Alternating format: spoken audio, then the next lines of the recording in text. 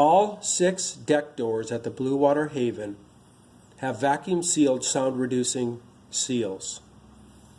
In order to operate these doors, you must follow the following instructions.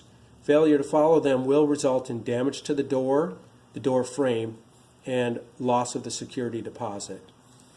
In order to unlock the door, the handle must be in the upright position. To unlock the door, pull up on the handle and rotate the locking latch in the clockwise position.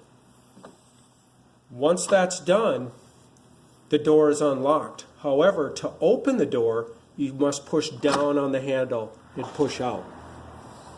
If you do not follow those instructions, the door will not unlock, and it will be impossible to open the door without damaging the frame or the door latch.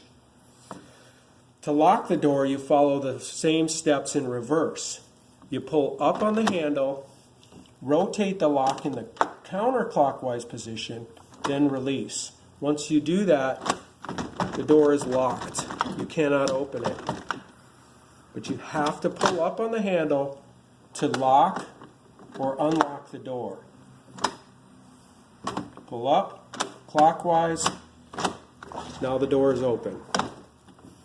Pull up, lock, now the door is locked. Please follow those instructions on all the deck doors.